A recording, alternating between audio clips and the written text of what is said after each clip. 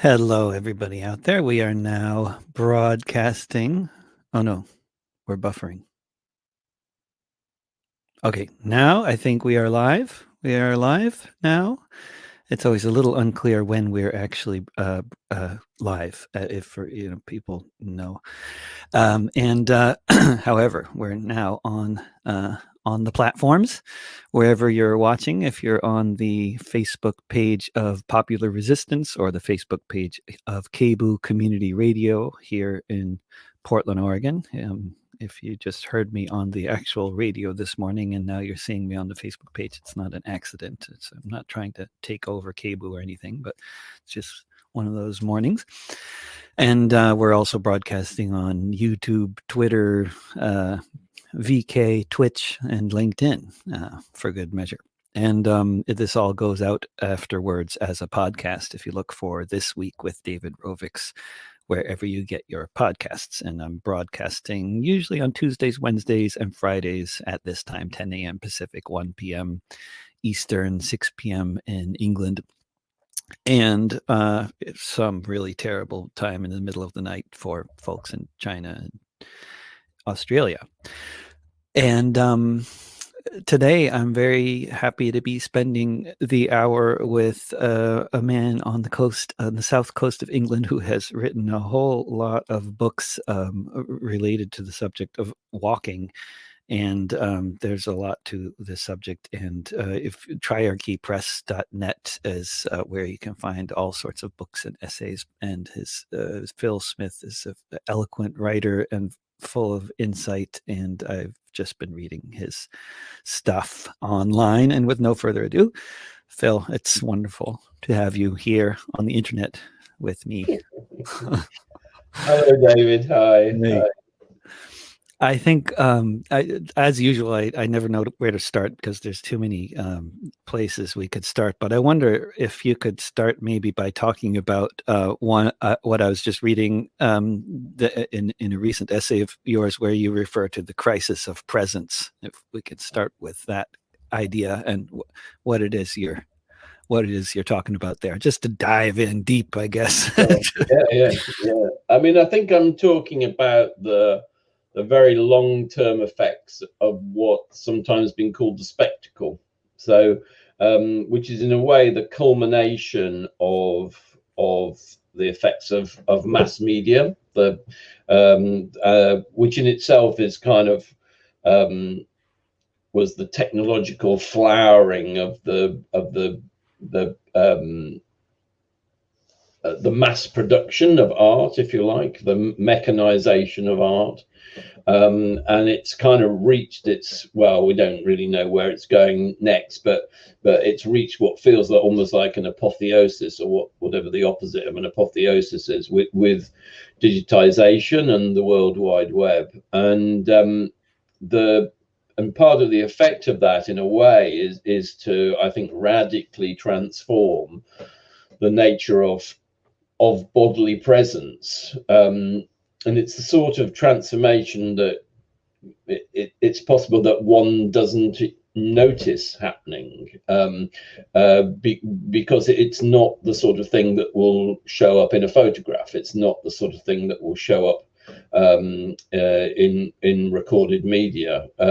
It's probably more going to appear in terms of patterns rather than images, and because of that, it's quite possible to assume that nothing is very much changing with presence. Presence is more an affect, it's more of a feeling. When we talk about well being there being once a rather interesting movie called Being There, which was very much a person who almost wasn't there. That is becoming more and more a common feeling, a common sense. People talk about imposter syndrome, and large numbers of people will sort of own up to feeling that they are in some way imposters, that they kind of feel that they do their job or they fulfill their relationship or whatever it is, but at the same time many people kind of seem to have a feeling that they're sort of haunted slightly by the sense that it's all a pretense, and that they perform the pretense very well, and everybody else joins in with the pretense, but they're not quite sure if everybody else is pretending to join in with the pretense, you know. And so I think that these are all kind of symptoms of this coming together, really, of this of a very long-term technological development of the way that we share images with each other. I mean, in a way, what we're doing now is pretty extraordinary, you know, and it's been exacerbated by the global pandemic, which has turned millions, if not billions, of bodies into these disembodied heads, you know, where we watch each other. And is it increasing imposter syndrome, do you think? Is it what is the overall impact, you think, in that this phenomenon we're all experiencing is having in terms of our relationship with the world? I guess that's a fucking huge question. I'm sorry, but what kind of question is that? Jesus. Well, let's not mess around with little ones, you know. I mean, the very nature of it is that it's impossible to objectively know this stuff. So because even if one were to, and it's possible that such surveys have happened, even if it was possible to survey, you know, how common it is that people have a feeling of imposter syndrome, we still wouldn't know whether that is actually an affect, whether that's actually what people are feeling, or whether that's just a very successful meme. That story is very successfully going around and reproducing itself. So it's a very, you know, I think very oddly that the way that we deal with and the way that we confront these issues, which appear to be very much the pulling of the objective rug from under everybody's feet, this undermining of accepted objective realities, and the idea that we can just make things up. You know, I mean, you in the States are experiencing this at the moment, and I have been watching a certain amount of these sort of cable-y TV channels which have been springing up since Fox News did its kind of slight sideways step away from Trumpism. That you get the sense that there is this strange kind of sort of empowerment of people to simply make reality up. That, you know, and that areas where people felt happy to fantasize in the past have now sort of spread. So someone who's happy to release videos of themselves becoming disturbed because they think there are ghosts in their house are now happy to share that on the basis that they saw tens of thousands of ballots loaded into the back of their truck, and that those worlds, which in the past would have been very separate, are coming together. Now, how do we live in a world in which those kind of apparently separate discourses are starting to bleed into each other?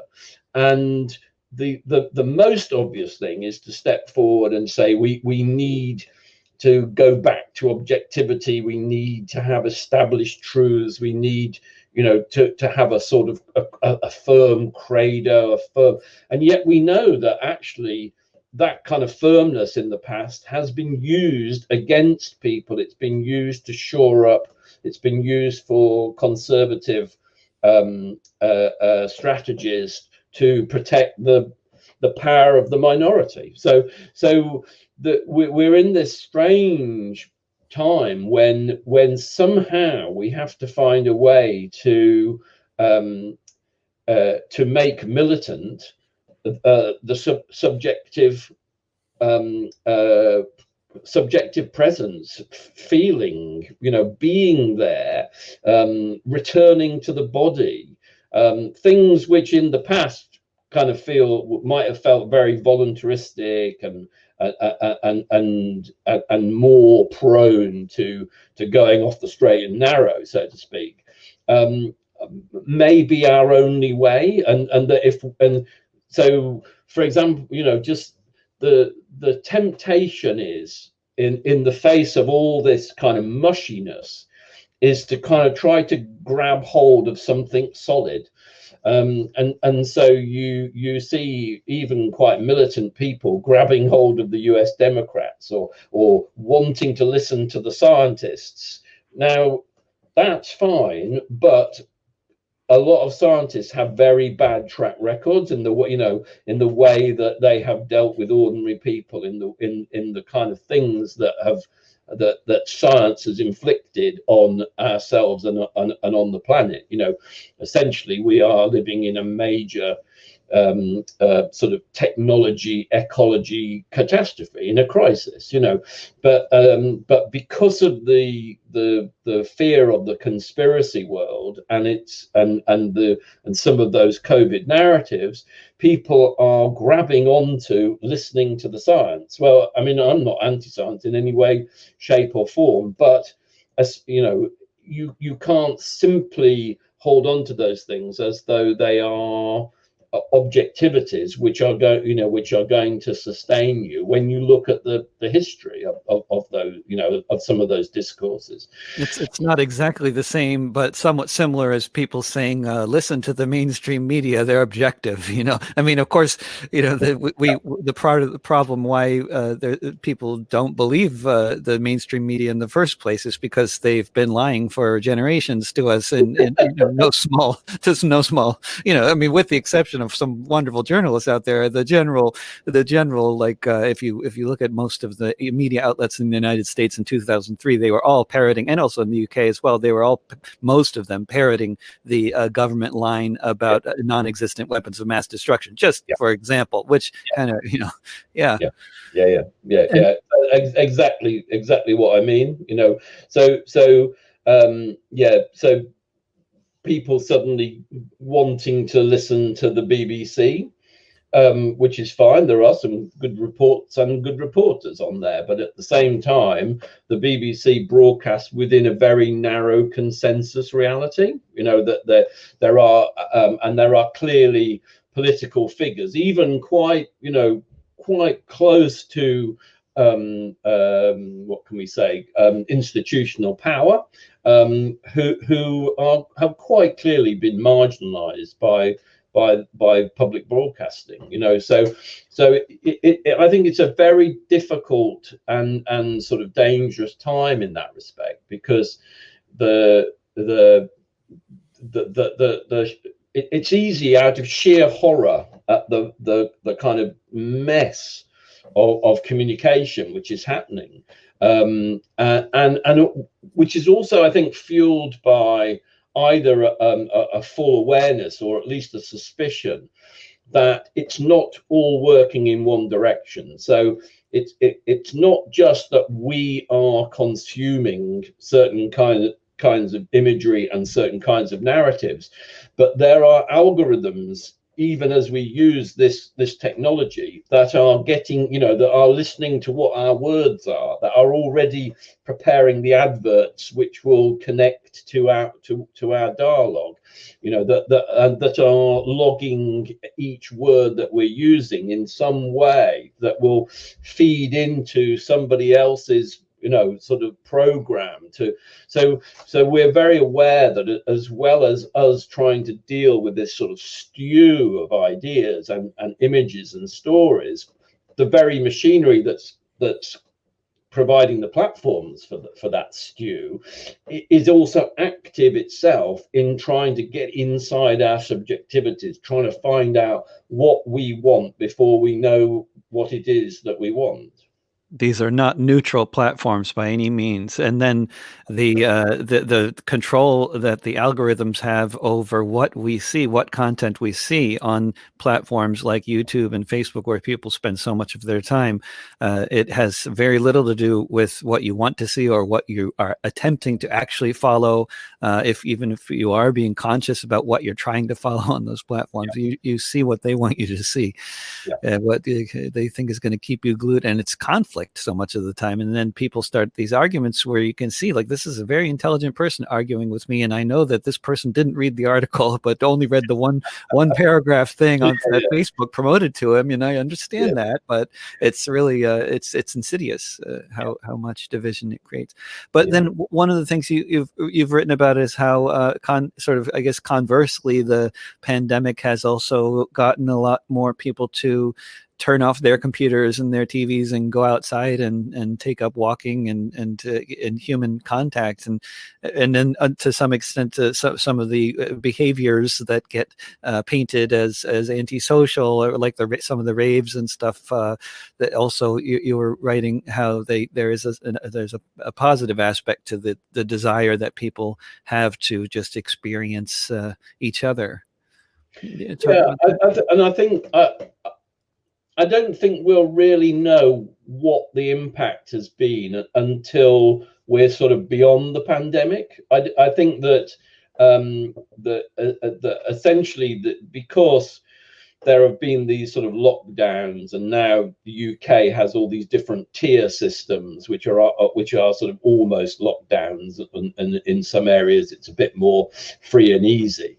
But essentially, there are these instructions that the government is giving to people, and largely people are following those instructions because they seem to be fairly sensible.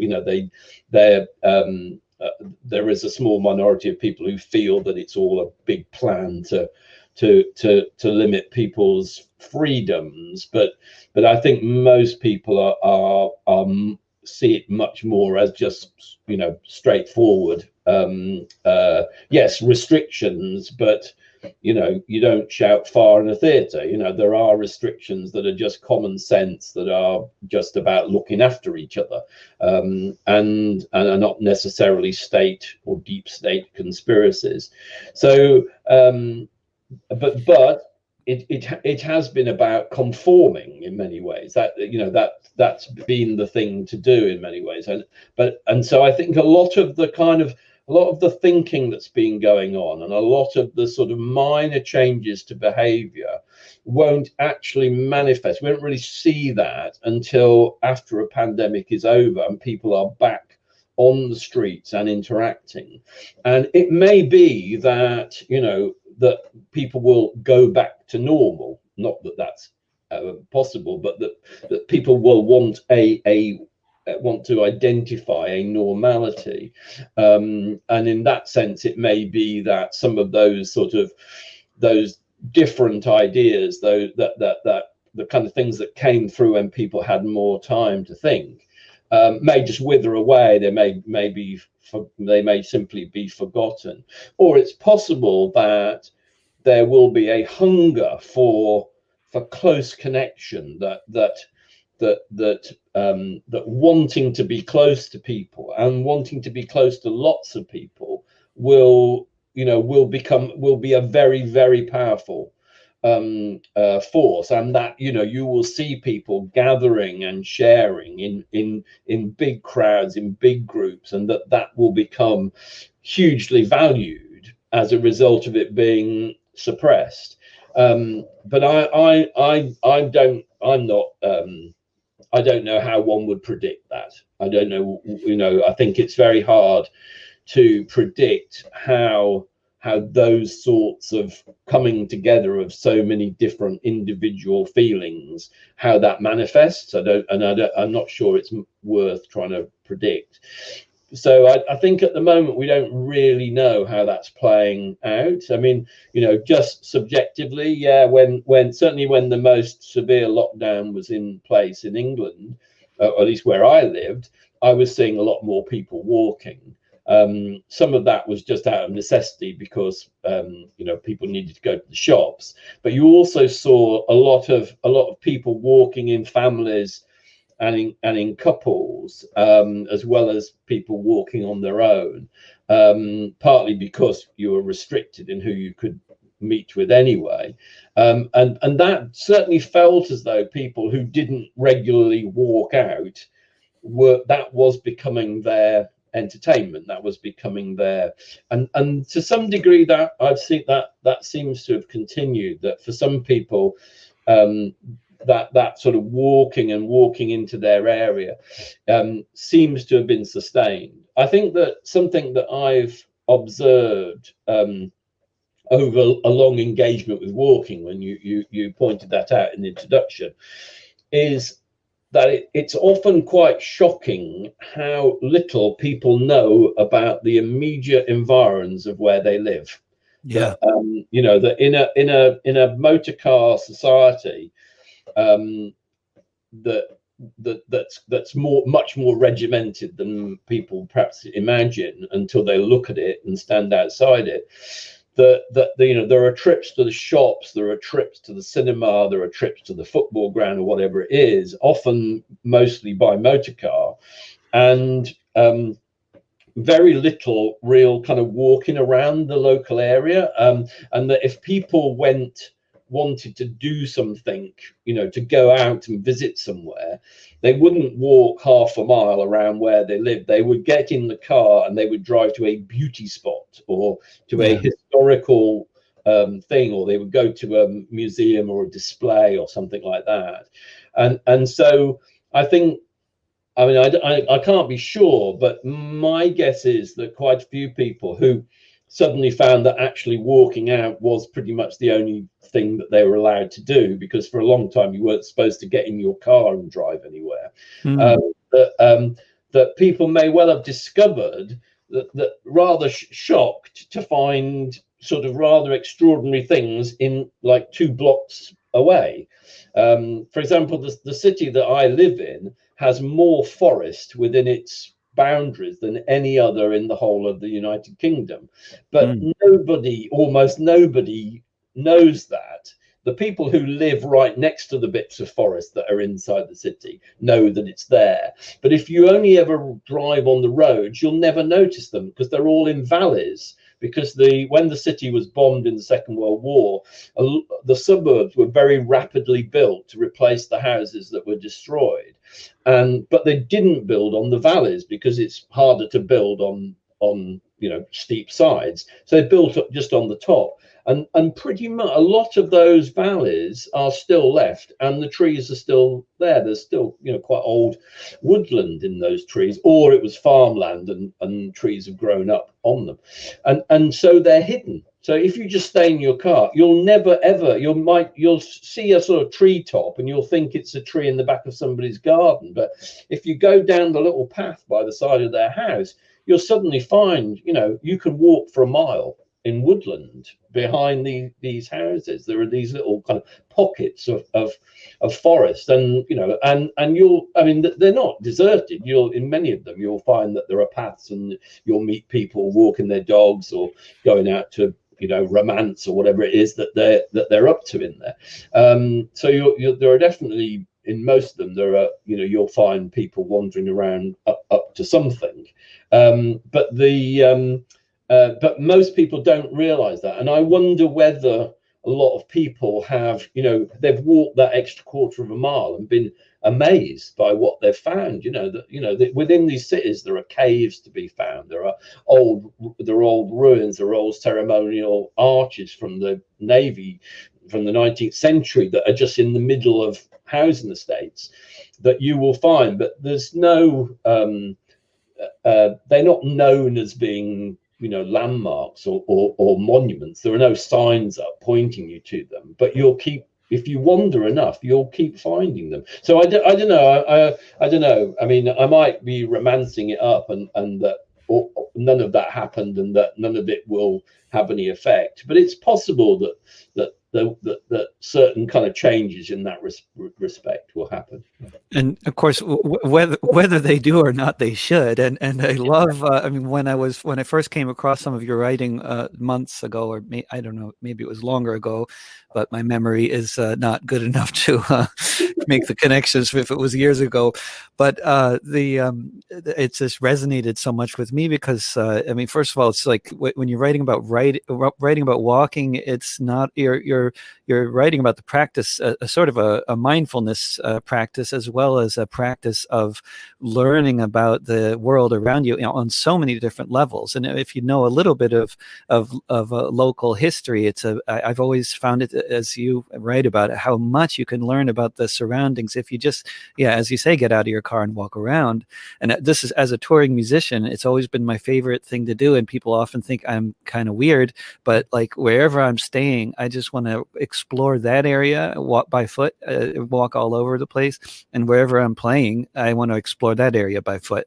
And I never go to the tourist spots. It's always just some random place I happen to be staying at, whether it's in the city or the suburbs or whatever. And then one of the particularities of that experience of especially in the English countryside, of staying in random places, is that the walks can take you onto private property, and you can keep on walking, which is often not an experience that we have here in the U.S., where there's a lot of forest land that's publicly owned, and plenty of walking you can do on the 10% of the land mass of the U.S. that is national forest land. But when you're walking around otherwise, you often have to watch out for where you're going, and if you're going to get shot. And I wonder if the laws around right of way probably have a huge impact on the society, I'd say, generally, and on this whole practice of rambling, which is relatively popular in England compared to a lot of societies. Yes, and I mean, and the public footpaths are, which is what you're talking about, are an extraordinary resource, and are revealing in incredible ways in their own right. There are attempts at the moment to erode that to some degree. There's a sort of deadline for registering a lot of these footpaths. There are a lot of people who are very active and have been very active over decades in terms of protecting those rights of way across. There's been some erosion that myself and people I've walked with have noticed just because of the COVID pandemic, where certain sort of people have put up little signs directing you around their property. Or with the excuse of it being, or even a couple of times I've actually found where people have actually they've actually made alternative footpaths to take you around, because I mean, these are quite unusual in a way, because some of these footpaths actually go through people's gardens, like you are literally walking past their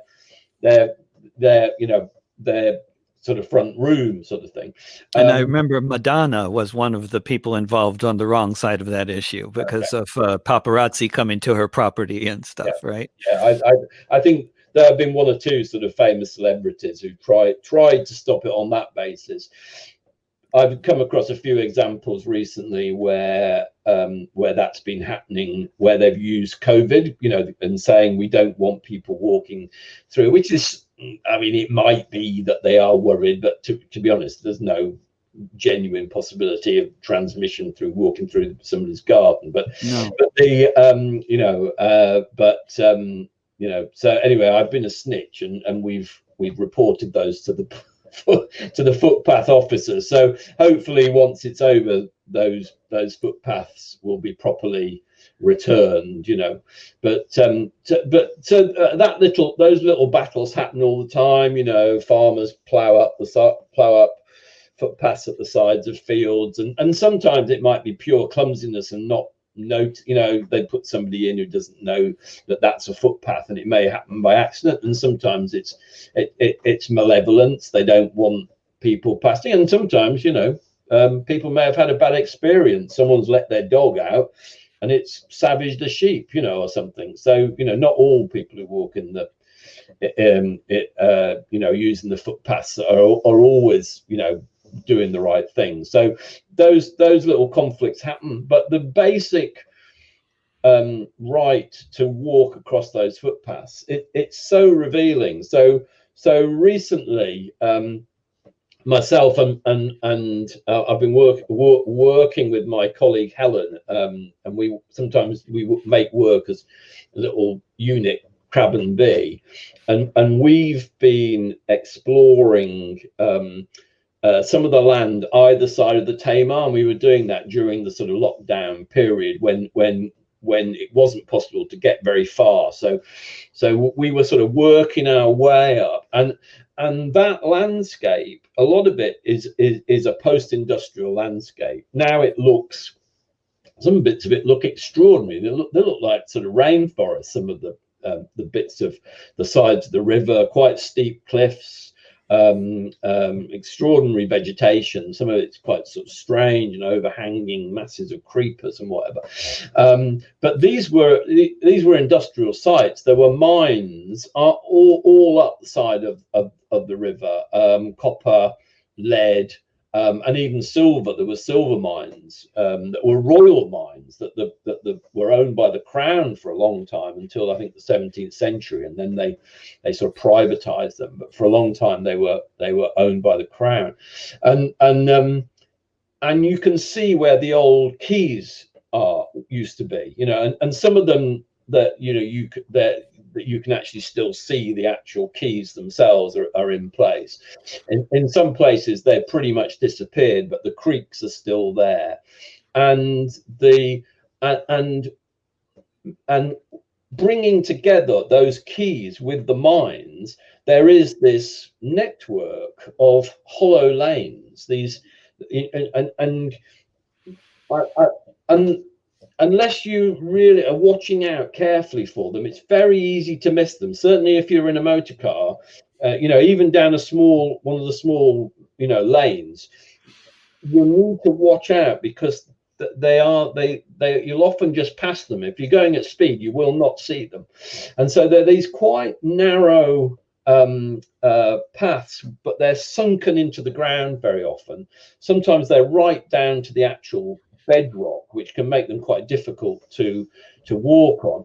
But they were the routes that connected the mines to the quays, and also and things would have been going the other way. So sometimes you're in the middle of nowhere, and there's like 3 cottages or 4 cottages around the crossroads, and one of them is a forge, and you can see that the forge used to have a little shop. You can see the wooden window that where they clearly what was happening was that people were coming from the little farmsteads, and they were buying their whatever they needed, for like a little I guess it was a mixture of a grocer's and a sort of hardware store, and that shop would have been serviced by the goods that were coming off the boats, coming up the river and coming up these little hollow lanes, and then and were servicing that.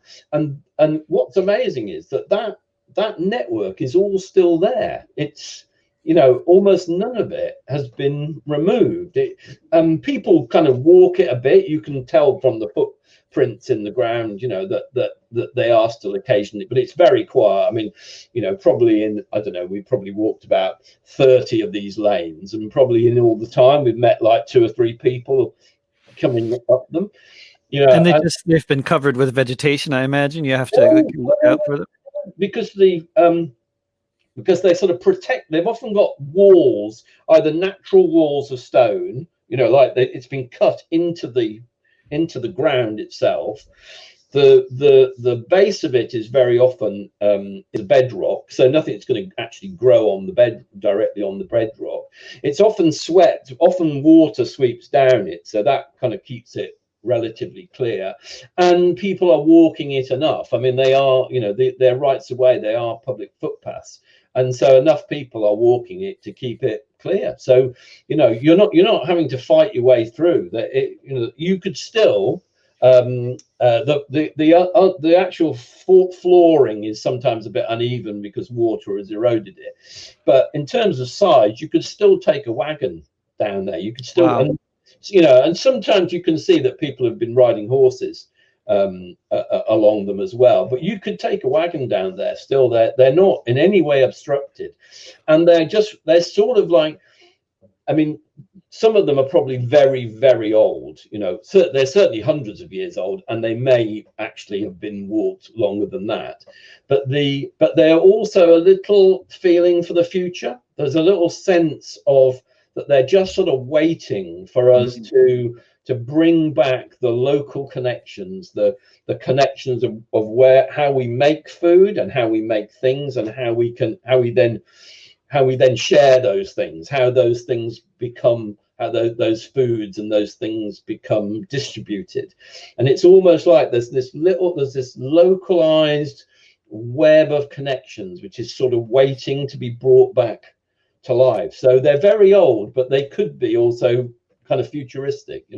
Yeah, and when you walk them, you see them. I mean, you see the history. You envision what was going on, as you probably feel like you at times teleported to other periods when you're daydreaming, walking around in the woods and imagining what it might have been like. And sometimes there are actually things that take you there. So I can think of one which wasn't very pleasant, to be honest with you. On one of those was finding an old mine. It was right. The path took you right deep down, very damp and dank, and it was very muddy underfoot. But there was still the huge chimney from the old mine was still there, and quite a lot of the mine buildings, and you could see actually sort of down into the mouth of the mine. You wouldn't want to go down there. It was not a safe place to be, but you could see over into this drop, and it didn't have a good feeling at all. You really felt that this ripping of this stuff out of the earth had there was nothing very sentimental or nostalgic about it, and also the way it had been treated. It had not been recovered. There'd been no attempt to sort of patch the wound, so to speak. So it really felt like you were walking through a wound. And then another occasion recently, just sort of going down again one of these things, and then just finding a little holy well in the side of the path, very small, little, no sign that anybody was taking any notice of it. There were no, some of these holy wells people go to and they leave flowers or they leave little trinkets or whatever. Nothing of that at all. It was just sort of sitting there and unless you kind of sort of knew what it was, what is that, a holy well? It's a well, a spring. It's where water is coming up through the ground, and it will have been at some time seen as not simply a water source, but as having some significance. I see. And a spring in English, a well is not something people made, but is when water is coming out of the ground. Because a well here in American is something people made. Yes. That's an interesting distinction. So I mean, there are wells in England. There have been wells that have been drilled down through, but normally, particularly like a holy well is essentially a spring. It's where, and because of some quality, often there was a quality in the water, which, whether it was true or not, would have some sort of healing property or some sort of almost magical property. So, for example, recently visited a well called St. Nonna's Well. Well, and it doesn't appear to be any real St. Nonna. The Nonna thing might mean there's Latin for fate, or it might have. It's often you also get 9 wells. So there's a word there which we've lost, which gets given to a personality or whatever.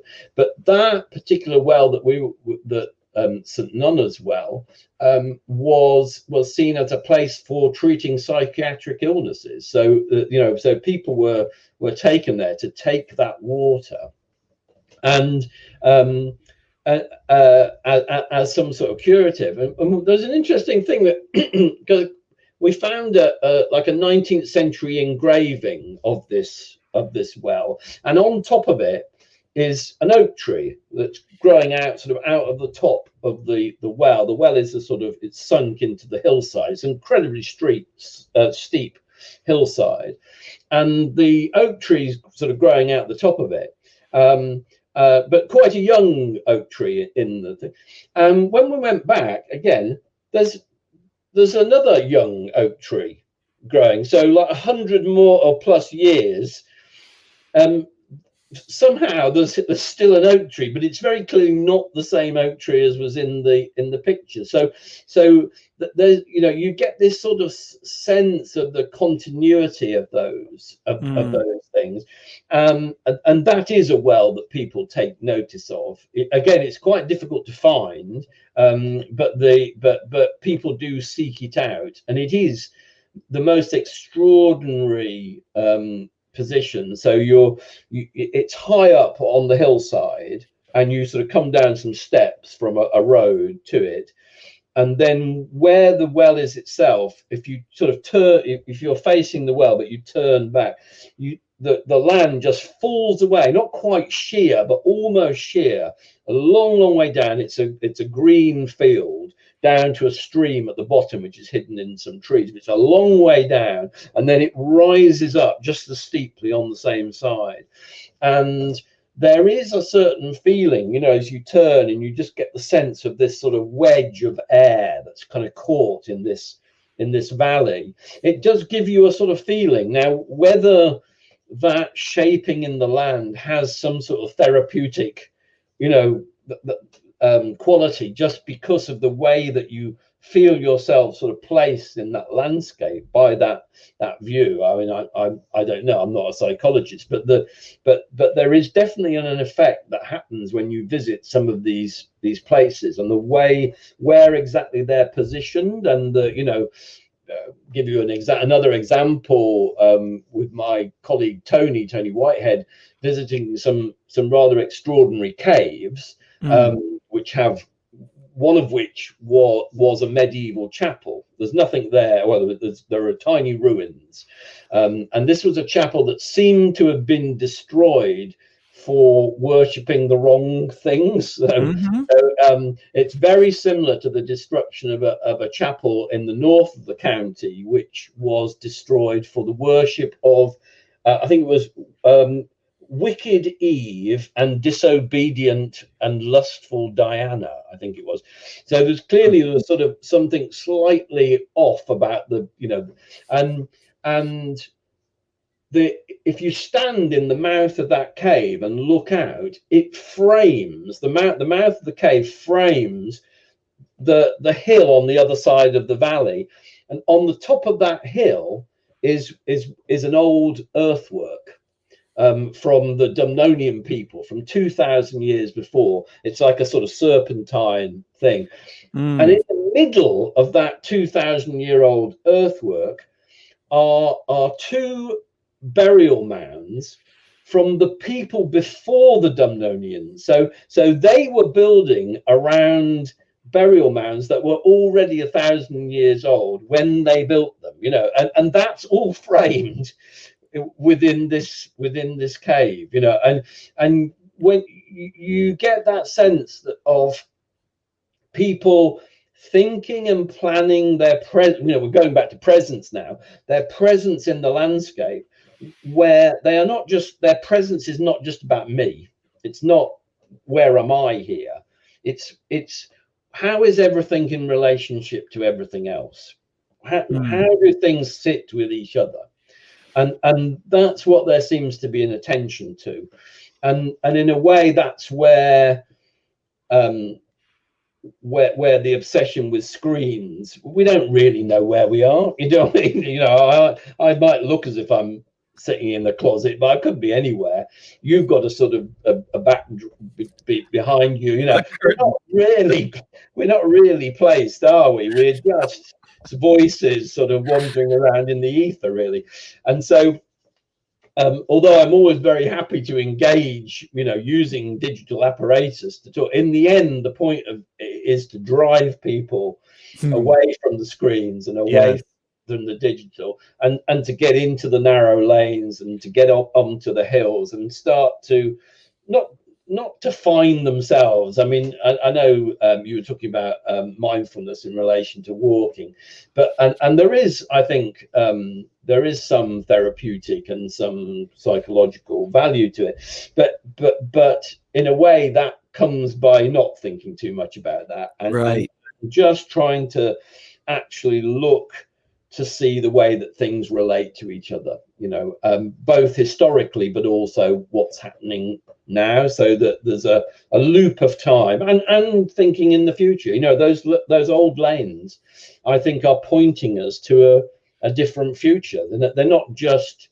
historical artifacts, they're actually, you know, they're way markers into where we might be. What were you and Helen doing in Sicily recently? Oh no, Scilly. Huh? Yeah. So Scilly. What's Scilly? Oh, that place is it's in England. Yeah. Well, okay. It's not quite in England. It's so Scilly. The Scilly Isles are they are okay. So there's an old story. So you've got the southwest of England with Cornwall, like a sort of toe, a little bit like Italy kicking Sicily, with like a toe at one end. And then there's an old story, which is that there was a land called Lyonesse, which is now under the sea. And the last little bit of it are these islands that so are off the end of Cornwall, but they're I'm not quite sure how many miles. It takes you about, what was it? Is it 3 or 4 hours on the boat to get to them? So they're a fair way off, and they're very small little places. And we were invited to a conference about island culture. So there were people from all sorts of different islands who were to come, and we basically talked about the work that we were doing, and then we created a walk, a kind of performance walk for the conference delegates. And there's an extraordinary place there are various islands, and we were on the main island is St Mary's. There's an extraordinary place there, Penninnis Head, where the natural rock formations are just I mean, it looks like there's like a giant pushing themselves out of the ground. You know, there are various sort of extraordinary shapes, but perhaps the most remarkable is that is what looks like hundreds of figures walking off into the sea. Wow. And they're walking off into the west. It's very much like Finisterre. It's and St Mary's was at one time an Isle of the Dead. It was where people actually sailed their dead from the mainland and buried them. And I could well believe that they might bring them to that point, because literally the stones look like they're walking off into the west. It's the most remarkable place. So yeah, and we created a walk, a sort of life and death walk for the delegates, and we took them, and they ended at Penninnis Head looking. Well, some of them then went and ran on the rocks, which was all very exciting and scary. But we took them to that place, and then essentially created a sort of, hopefully, a kind of headspace for them to then, you know, to just be in that space for half an hour and just to find their own meanings in it, you know. What were some of the commonalities that you found people were finding in each other from island cultures? I mean, one of the things that occurs to me that my wife is from Japan, and at least I don't know how. Thinking about it, I'm not sure if this is necessarily the norm, but I think it is in many cases that the idea of crossing a border on land is very strange. For at least for if you're from Japan and many other islands, that's the island. It's one sort of relatively homogeneous place, and yeah, you have to leave the island to go to other places. Yeah, and also, I mean, essentially, the Scilly Islands is like a little archipelago. So the commonality is something which is linked by water. Helen, I think, the other day mentioned that because the River Tamar sits between Devon and Cornwall, and the common way of saying that is that the River Tamar separates Devon and Cornwall, but actually, this is Helen, not me. It joins, it brings together Devon and Cornwall, and I think that's very much the feeling. I think in the archipelago is that they're not divided by the sea. The sea is actually what holds them and what joins them, and then you've got a different. You begin to see the world slightly differently, and I think that's possibly common to a lot of islanders, that the islands are not utopias. A lot of utopian writing either built a wall around a city and made it perfect, or they put it on an island and made it perfect, and the island was separated from the rest of the world. But actually, I think for many people who live on islands, that the water connects. The water is how things arrive. It's how they take things out. It's people coming and going. It's not this defensive bulwark against the rest of the world. And once you're talking about looking at the history of these of places, you very quickly find out, if you spend a little bit of time paying attention to the longer term histories of these islands that seem to be in the middle of nowhere. That's how a lot of people would regard them now. They're yes, somewhere to go on holiday with, but not really important culturally.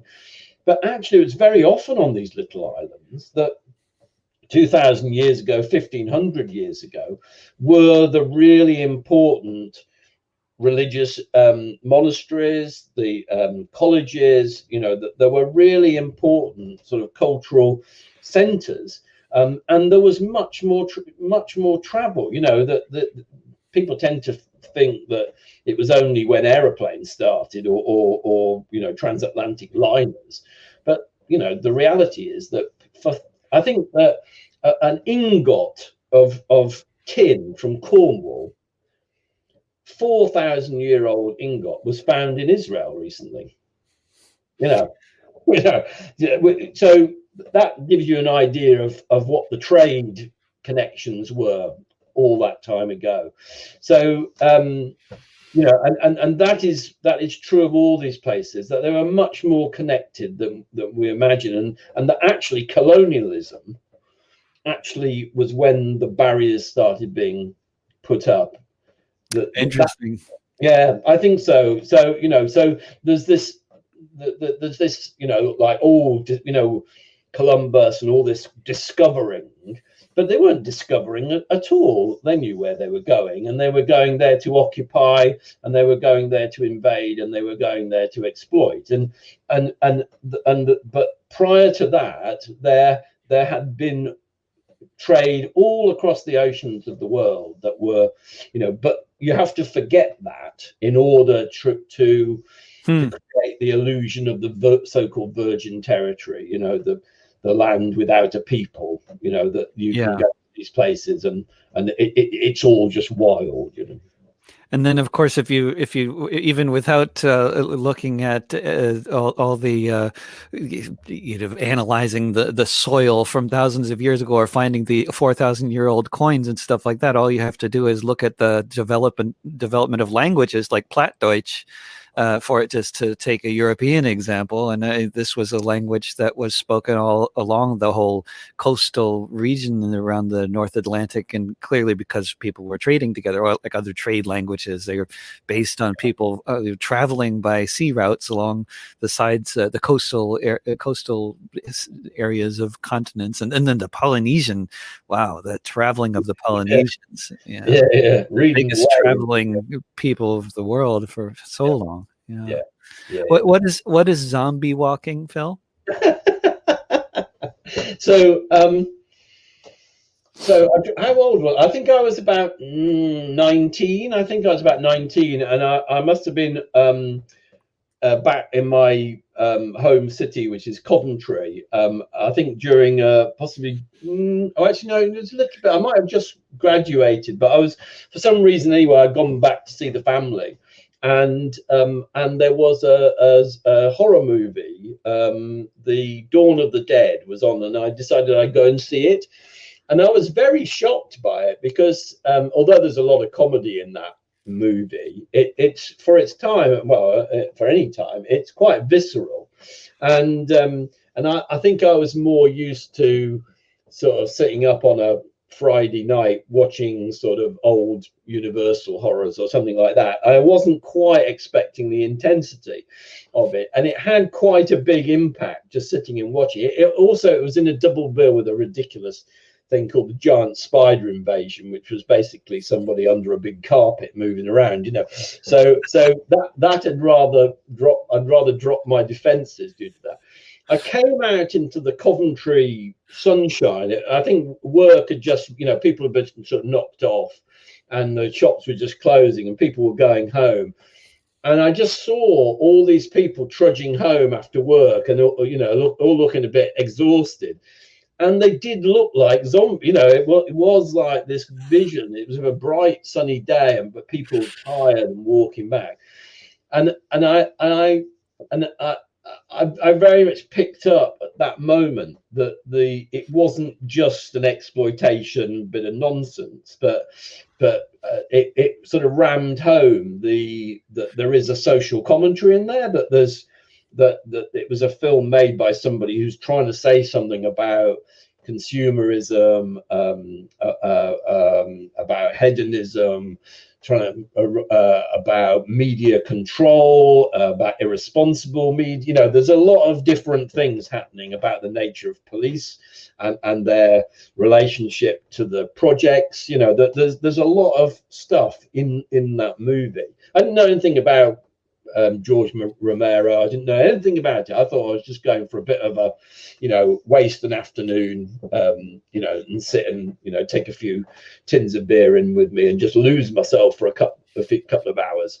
And ever since that time, I just got interested in the horror movie, but particularly zombie movies, as kind of very obvious metaphors for society. I remember reading a critic once who said, well, if you think that the zombie is if you think your critical analysis of the zombie movie is that this is about the alienation of the laboring worker, that isn't a metaphor. That's in the movies. That's what, that's what the movies actually show. That you don't need to have any interpretation of it. It's just that's just what it is. And so I just got interested in that. And then eventually I thought I've really got to sort of write something, about this properly. So I wrote the zombie walking book. Because there's two sides to it. I think on the one hand, the zombie movie, and I'm talking about the modern one. I'm not talking about the old Caribbean-based voodoo zombie. That's a different thing altogether, really. Talk about the post-Romero zombie.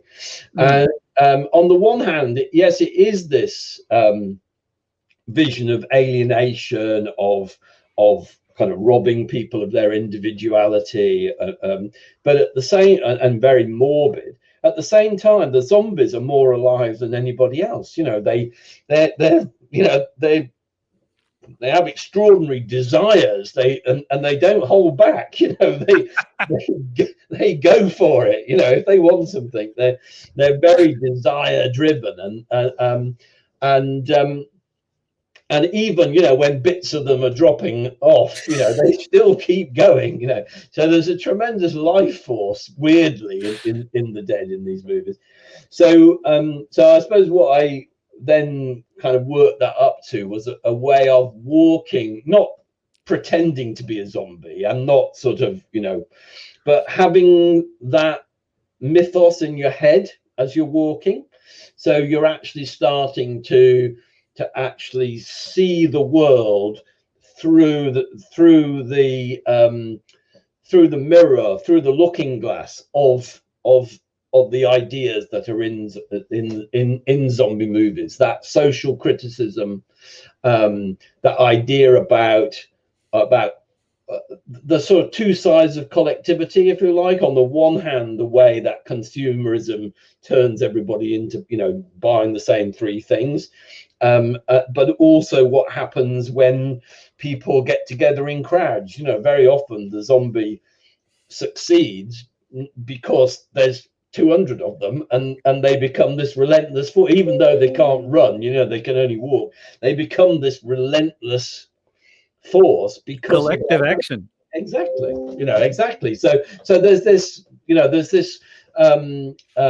ambiguity in the zombie, and so it was about walking with those ideas, having those ideas in mind as a way to kind of interrogate the world and to place yourself in it. Now, somebody, I gave that book to somebody the other day, and it was someone who's actually recently had some quite serious health issues and has had to be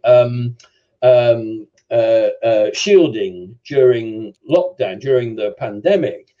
And he said that he found it quite a hard read, now that he wasn't quite as fit as he had been. And I have to say that I sympathize with that I find that now I'm, sort of moving into the older bit of life. I find that I'm less drawn to it, because I think part of that, the zombie thing, is that the morbidity of it, you set your own liveliness against it. It's almost like you're testing yourself, you're pushing yourself against that contrast. But as you get a little bit older, you don't it's in you, You no longer aspire to be a zombie. I don't need a film to have that problem. You've got it yourself. Before we go, Phil, do you have any favorite zombie movies from the past few years? There's been a lot of them. I always get the title of this wrong. I think is it The Girl with All the Gifts? I think is that right? I think I haven't seen that one. I think it came out just under 5 years ago, or maybe a little bit less than that. Rather nicely made, not at all falling into the usual stereotypes. What set it apart? Well, Glenn Close plays a leading role and plays it very well in it. But what sets it apart is that it's looking sort of beyond the usual mythos. So it's actually the virus is a much more ecological one. So if you listen very carefully, in most zombie, if they have a backstory, some of them it just sort of happens. But if they have an actual backstory, it tends to be that something arrived from outer space, some spore, something came in off a satellite or something. It tends to be that although they don't make a lot of it, very often the zombie movie is actually an alien invasion movie, actually. But that's all. But this is different. The virus this time is coming in from the ecology. It's actually something that's happening in the environment itself, and eventually the sort of humanity gives way, and a sort of a new children come through who are essentially plant life children. They look like children, but they're actually and so one surviving human is sort of left, and she sort of locks herself into an institution, and she was a teacher. She was teaching these children, and she locks herself in so she can, because if she goes out among them, they'll eat her. But she teaches them. She carries on being their teacher, and they come to her. But the spores have just gone everywhere. And I thought, well, I like that. I think the there's you see it everywhere, but there's a poster in the window, near where I live, which says there is no planet B. Yeah. I think there is a planet B. I think there's a planet A1, which is the Anthropocene, where humans pretty much destroy the planet and pretty much wipe it out. There's a planet A2, which is where the same dreadful humans who somehow miraculously heal the planet, and everything carries on, and whatever. But for me, planet B is where the unhuman things have a much bigger say, that humans don't have very much say in it at all, and that the unhumans create a planet which we won't really recognize, and which we're going to have a lot of trouble sort of working out what's likely to happen and what our place is in it. So rather than and this is the problem with the whole Anthropocene idea, that this is the mark that humans have left. Well, that attitude is kind of part of the problem. It's the fact that we think we're marking it, that we think we can save it, whereas actually it's probably something else which is going to be the real actors in the future. And that for me is the planet B. And I think that's what I liked about that film, was that it sort of respected that through a silly horror movie, but through a silly horror movie, it kind of respected that actually it's not all up to humans, whether collectively or individually. It's actually going to be about looking at how not where you sit, but where everything sits in relation to everything else. Yeah, including the microplastic. Yeah, wonderful, Dr. Phil Smith. Everything we do in the future, we do with microplastics. That is, they are our collaborators from now on. They're never going to go away, or not as long as there are humans around, because they're inside and outside. Yeah, some things we can be sure of. Yeah. It's been great talking to you. Thanks so much for coming on the show, Phil. Well, thank you, David, and thanks for asking me. It's been nice to spend a little time in the closet talking across the ocean with you. Yes, exactly. A very accurate description of what you've been doing for the past hour. Okay. Take care. I'll talk to you again. Yeah. All the best. Bye. You too. Bye. And thanks, everybody, for joining in to this discussion with Dr. Phil Smith there on the south coast of England. And I highly recommend his books and essays, which you can find if you go to triarchypress.net. And I'll be back at some point next week with more broadcasting, and probably before then with a song or two. But anyway, until then, you can find all of these discussions archived in various places, including at youtube.com/drovix, or in podcast form if you look for This Week with David Rovix wherever you get your podcasts. Thanks for listening. Remember, don't pay the rent. Mutual aid will get us through. Trust your neighbors. Talk to you soon. Bye for now.